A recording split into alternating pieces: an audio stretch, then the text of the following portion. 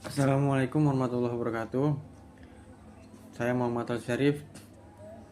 Ini menyajikan video agama, yaitu khutbah yang bertemakan wakaf sebagai instrumen kesejahteraan umat.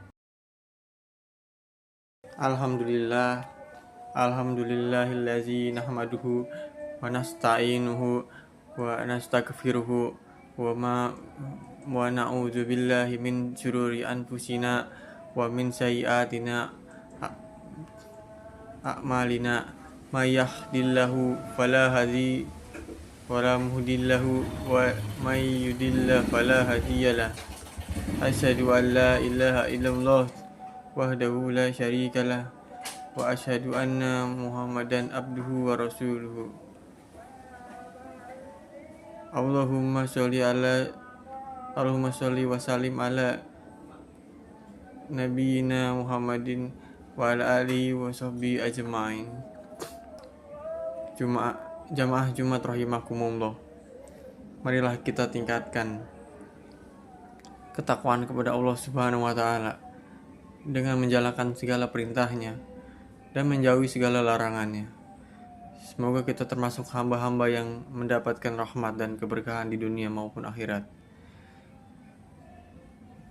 Pada kesempatan yang penuh berkah ini, marilah kita merenungkan salah satu ajaran Islam yang memiliki peran besar dalam membangun kesejahteraan umat, yaitu wakaf. Wakaf bukan hanya sebatas amalan yang bernilai ibadah, tetapi juga menjadi pilar penting dalam pertumbuhan ekonomi dan sosial bagi umat manusia dan umat Islam. Jamaah yang dirahmati Allah. Secara etimologi, wakaf berasal dari kata waqafa, yakifu, waqfan, atau bahasa yahbisu, habsan, yang berarti menahan atau menghentikan. Sedangkan secara terminologi, wakaf didefinisikan sebagai habs al-asl wa tasbi at-tamarah, yang berarti menahan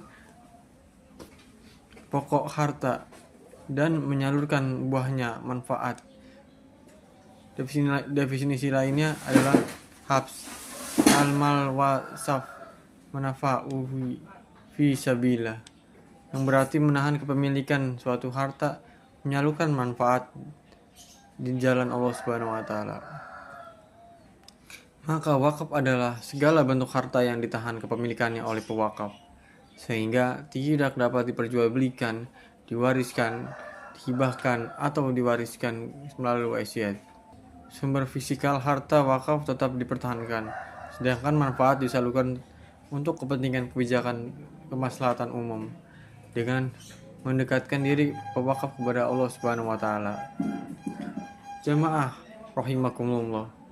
Secara historis, wakaf yang pertama kali dalam masyarakat Arab pra-Islam adalah Al-Ka'bah Al-Musyawarah, yaitu rumah peribadatan pertama yang dibangun oleh Nabi Ibrahim sebagai tempat untuk berkumpul haji.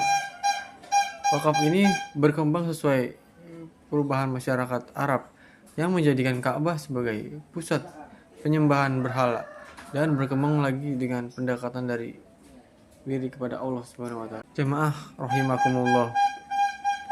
Pada masa Rasulullah, wakaf sudah menjadi bagian penting dalam pembangunan peradaban Islam. Setelah hijrah ke Madinah, beliau membangun Masjid Quba di atas tanah milik Bani Aram bin Auf yang diberikan secara sukarela untuk kepentingan umat Islam. Kemudian Masjid Nabawi yang didirikan di atas tanah yang dibeli Rasulullah dari dua anak yatim, Sal dan Suhail bin Aram dari Bani Najjar, dan penggunaannya untuk masjid menjadikan wakaf pertama dalam Islam yang kemudian berfungsi sebagai pusat ibadah, pemerintahan, pendidikan, dan kegiatan sosial. Selain wakaf masjid, Rasulullah Shallallahu Alaihi Wasallam juga mendorong wakaf sumber daya lainnya, seperti wakaf sumber rumah yang awalnya dimiliki oleh seorang Yahudi lalu dibeli oleh Utsman bin Affan radhiyallahu anhu atas anjuran Rasulullah SAW dan diwakafkan untuk masyarakat secara gratis. Wakaf dalam bentuk tanah pertanian juga sudah dikenal, seperti perkebunan milik Mukhayrik, seorang Yahudi yang masuk Islam dan setelah wafat dalam perang Uhud mewariskan tanahnya kepada Nabi SAW yang kemudian mewakafkannya untuk kepentingan umat Islam, termasuk membantu fakir miskin, dukungan dakwah Islam. Dengan demikian, konsep wakaf yang umumnya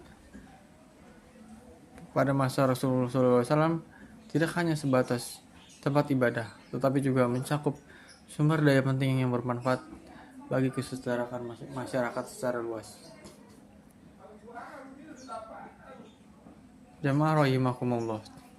Implementasi wakaf sejalan dengan kandungan yang terdapat pada Al-Quran maupun hadis. Allah Subhanahu wa Ta'ala berfirman, perumpamaan atau nafkah yang dikeluarkan oleh orang-orang yang menafkahkannya hartanya di jalan Allah adalah seperti sebutir benih yang menumbuhkan 7 bulir.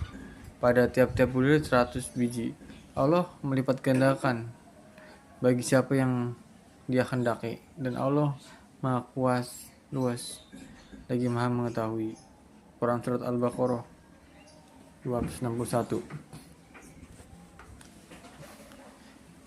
Dari Abu Hurairah radhiyallahu anhu, Rasulullah SAW bersabda, apabila seorang manusia meninggal dunia, maka terputuslah amal kecuali 3 perkara: sedekah jariah atau wakaf, ilmu yang bermanfaat, atau anak soleh yang mendoakannya. Ayat dan hadis tersebut menunjukkan bahwa wakaf merupakan salah satu amalan yang dapat melipat gandakan pahalanya dan terus mengalir meskipun seorang telah meninggal dunia. Oleh karena itu, wakaf bukan hanya bermanfaat bagi masyarakat, tetapi juga menjadi investasi akhirat bagi yang mengamalkannya. Jamaah yang dimuliakan Allah, wakaf dalam Islam bukan sekedar ibadah individual, tapi juga memiliki dampak positif sosial yang luas. Dalam konteks Indonesia, di mana mayoritas penduduk adalah Muslim, potensi wakaf sangat besar untuk mendukung pembangunan ekonomi umat. Namun, realitas yang kita hadapi saat ini adalah banyak aset wakaf yang belum dikelola secara optimal. Padahal, jika dikelola dengan baik, wakaf dapat menjadi solusi dalam mengatasi kemiskinan, meningkatkan pendidikan, serta menyediakan fasilitas dan kesehatan bagi masyarakat. Sebagai contoh, beberapa lembaga wakaf di Indonesia telah berhasil mengembangkan aset wakaf produksi dalam bentuk rumah sakit Islam, lembaga pendidikan, hingga sektor pertanian. Ini menunjukkan bahwa wakaf tidak harus selalu dalam bentuk tanah dan bangunan, tetapi juga bisa dalam bentuk aset produktif lainnya, seperti wakaf uang yang dapat digunakan untuk memberdayakan ekonomi umat.